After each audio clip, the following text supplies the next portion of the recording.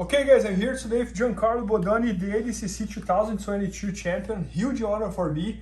And guys, today Giancarlo is gonna show us here how to escape from the back body triangle, which in my opinion is one of the hardest positions to escape in Jiu-Jitsu. So how do you do that, Bodoni? Yeah, I agree. A lot of people have trouble with body triangle escapes, and it's one of those positions that can take a long time to get out of. And so I get asked this question a lot, and I actually used this escape at ADCC against my teammate, Nicholas Marigali, because he was able to take my back in that match. And so there's a lot of really good body triangle escapes, but a lot of them can be very time consuming, and depending upon the context, how much time is left in the match, maybe you're concerned with it being a competitive setting where it's like an EBI overtime and you're concerned with getting out quickly. Whatever the case is, in my opinion, the escapes that are going to be fastest and most high percentage are going to be turning escapes and variations of the turning escape.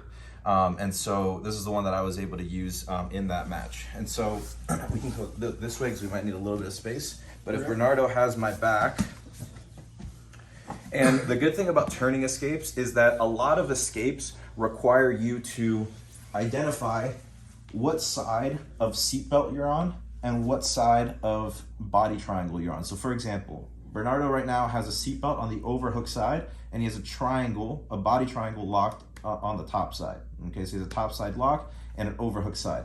And so if I want to go into escapes that, other than the turning escape, I would have to identify, okay, I have an overhook side seatbelt and I have a top side body triangle, and then I would have to choose my escapes based around that.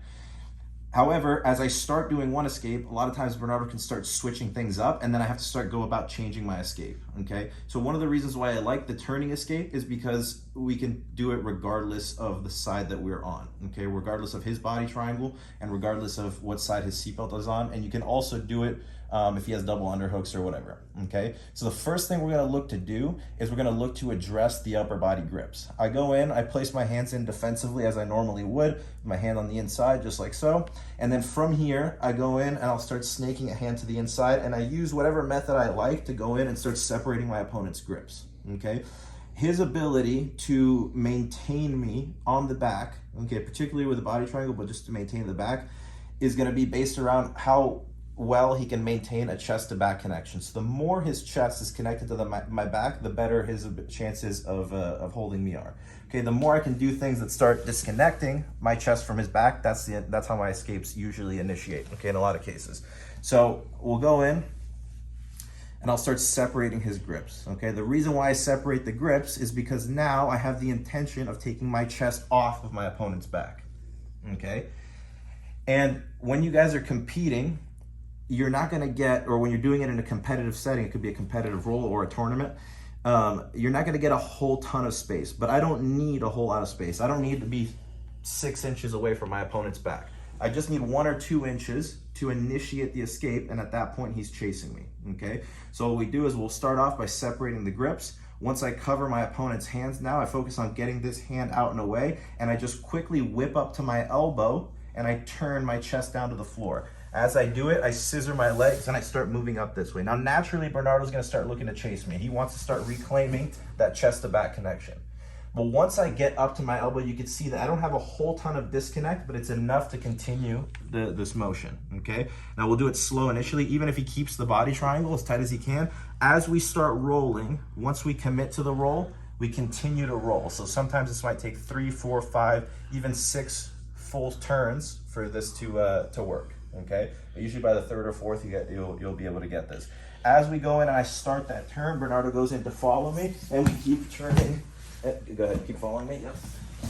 Turning until we can cut. Yeah, I'm already losing. Until we can cut our elbow back. Yep. So this not only loosens the lock of his legs, but it keeps him chasing me, and he's always a little bit behind. It sounds like every time you turn, I lose the triangle a little bit, lose the triangle a little bit, lose the triangle a little bit. Yeah. And so the idea is I start turning one way until I feel that I've created enough momentum that I can quickly cut my elbow across my opponent's hips and face the opposite direction.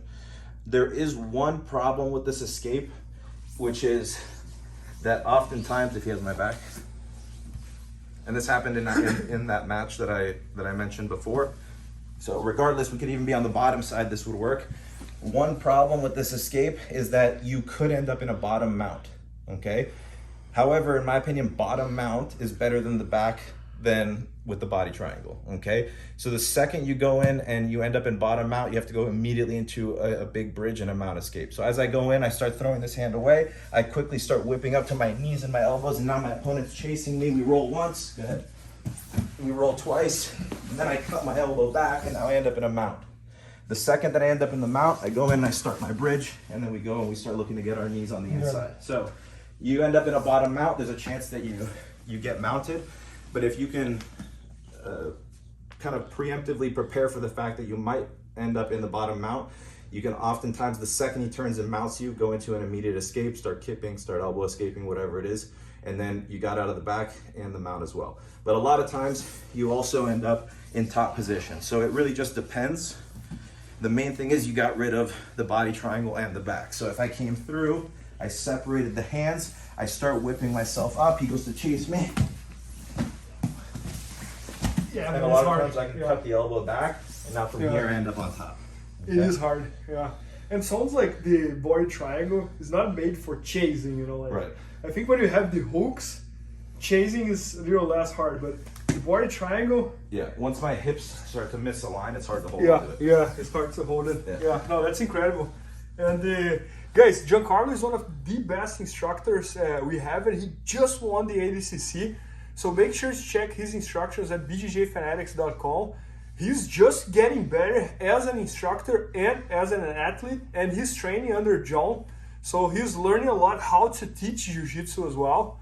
So make sure to check his instructional videos at bjjfanatics.com. And thanks so much, Bodoni. Appreciate it.